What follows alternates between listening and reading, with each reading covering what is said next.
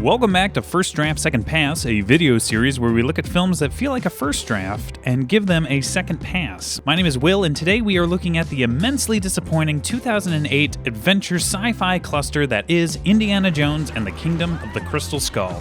So upon rewatching this movie, after having only seen it once in the theaters over 10 years ago, I was pretty shocked to discover how much it felt like an Indiana Jones movie. The beats of this story match up almost exactly with every other Indiana Jones movie out there. Having seen it before, I also knew when the disappointing moments were happening, and if I sort of shut one eye and hummed a little tune, I found myself mostly okay with it. That is, until roughly halfway through the movie when Henry and Henry are reunited with Marion.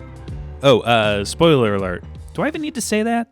The largest thing this movie has against it is its own MacGuffin. If you've never heard the term before, a MacGuffin is basically movie meme speak for the thing that everyone is after. There is one in every Indiana Jones movie. The MacGuffin in this movie is a crystal skull that belongs to an ancient dead alien. If you're not sure why that sucks or why it feels like it sucks, basically it'd be like if halfway through this movie, Mutt was bit by a radioactive spider and started saving people dressed in a red leotard. It's a taco filled with trail mix. It's a piñata filled with beer. It just doesn't work. So when fixing the movie, the easy move would be to just say, screw it, let's take out all references to aliens and never speak of it again. But that's a little too easy and hardly a novel idea. So it's time to double down. Instead of putting aliens into an Indiana Jones movie, we're going to try and put Indiana Jones into an alien movie. Indy and his associate Mac have been captured by Russians and forced to help them dig through countless relics of the past in order to find powerful objects that will allow them to stay relevant forever. Which is a pretty good metaphor for this movie. He's able to locate the crate by throwing gunpowder in the air and following it because magnets? Thus setting the bar of scientific logic to its lowest standard to date. Inside the crate is a body that made die-hard fans all across America simultaneously turn to their wives and say, I'm sure that's not what that looks like. Indy is able to punch his way out, but not before being double-crossed by Mac. He then escapes via supercar and inadvertently creates an internet meme.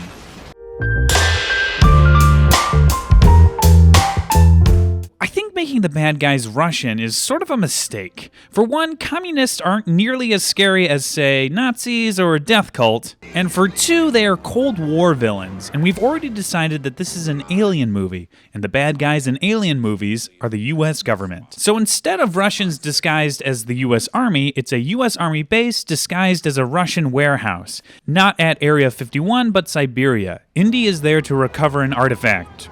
Or some shit. I want the movie to start off with Indy discovering a government conspiracy and cover-up, which is a little more in line with our Alien movie. Plus, it will set the US government as the antagonists and not the Russians.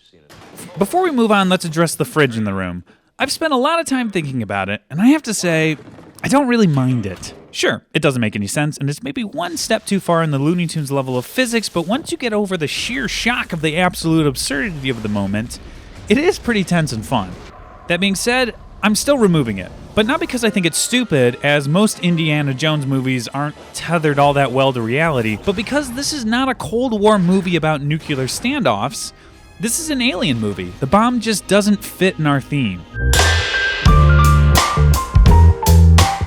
Because of the incident with the Russians, Indy loses his job at the college, and we see that Indy's adventuring days may be behind him. He then meets Mutt, who is looking for Oxley, an old friend of Indiana's. Mutt then explains the situation. Commies have kidnapped Oxley, and his mom said that Indy would help. Indy reluctantly agrees to go with him when they are ambushed by undercover commies, and they escape by using the culture of the 1950s as a cudgel.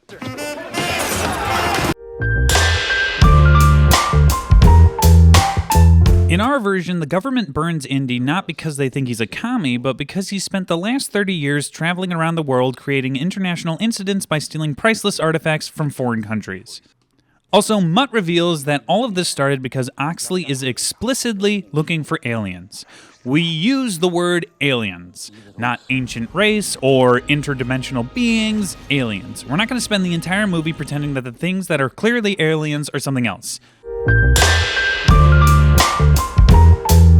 Back in the original movie, Mutt and Indy go to Peru in what feels to me like the most authentic Indiana Jones series of events, discovering the last resting place of an old Spanish dude and eventually the Crystal Skull. The victory is short-lived when they are captured by Nazis, or Russians. Whatever.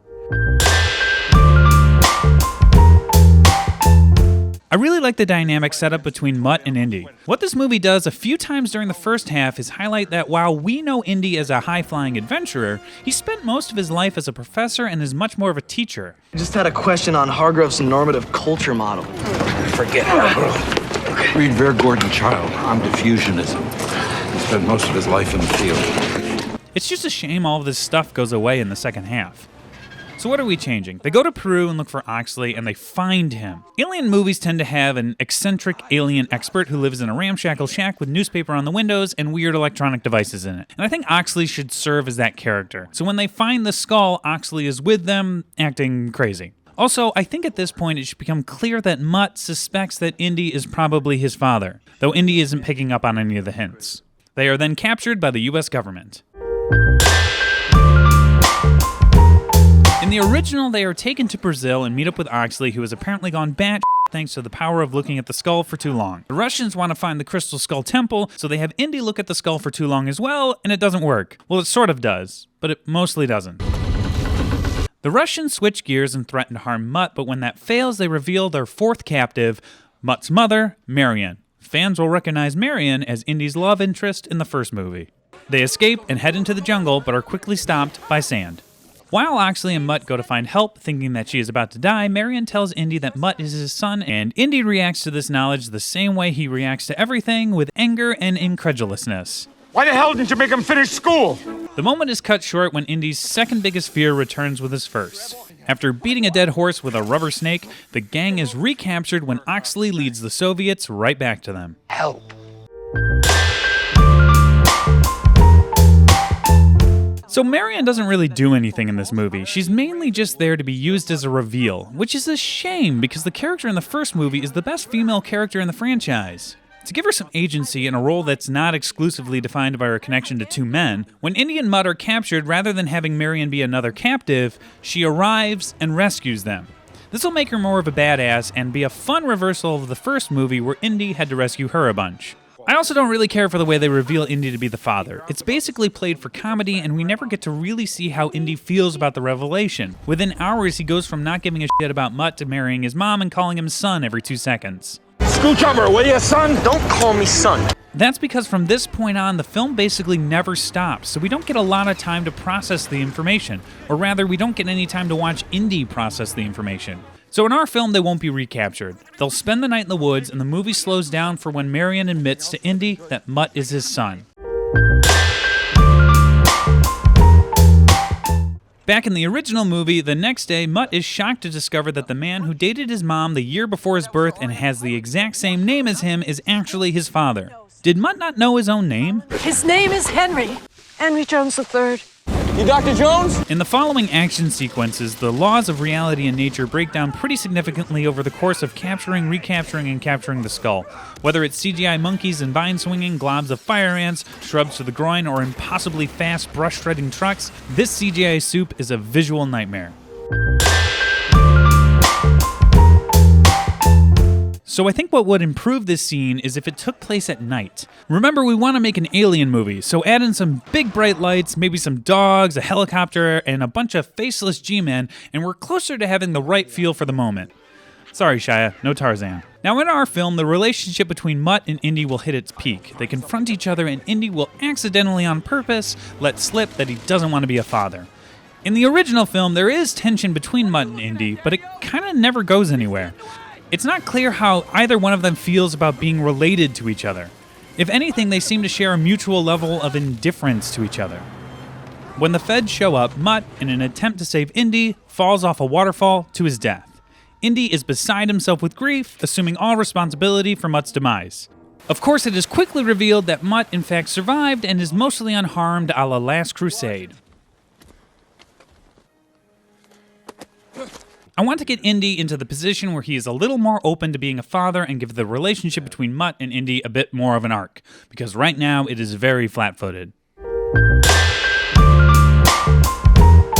In the original movie, they find their way to the kingdom and are attacked by some rather problematic depictions of natives before making their way to the temple. They find a riddle that is created by a highly intelligent interdimensional race that is solved by hitting rocks with other rocks. Also, Mac turns out to be exactly who he says he is. So what are you, a triple agent? They are then confronted with what can only be described as one hell of a bummer: ancient aliens. Shortly after, the aliens burn off this lady's face, and ancient civilization is wiped out by meddling white people, and the interdimensional beings fly away in the interdimensional flying disc. The movie ends with a wedding and the tease of a reboot nobody asked for.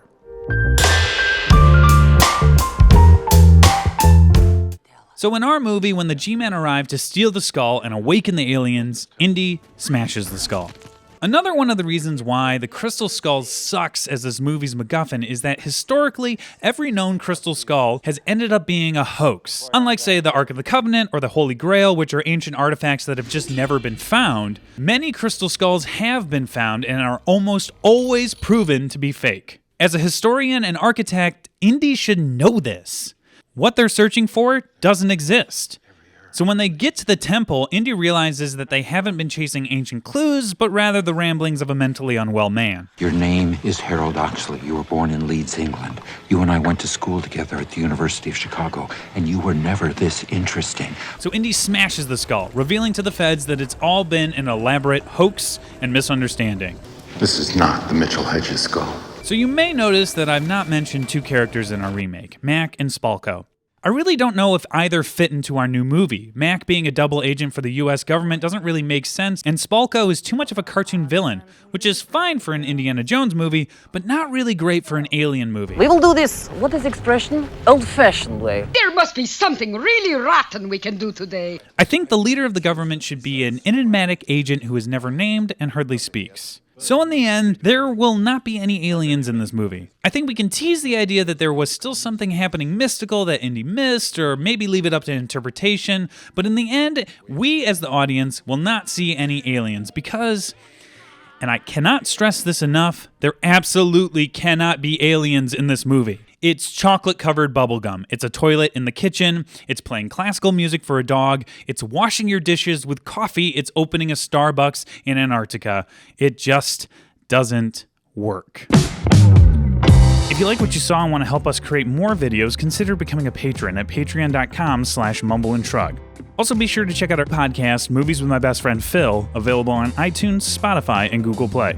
First Draft, Second Pass is brought to you by Mumble and Shrug Productions, a very serious video production company for very serious clients. For more content, visit mumbleandshrug.com.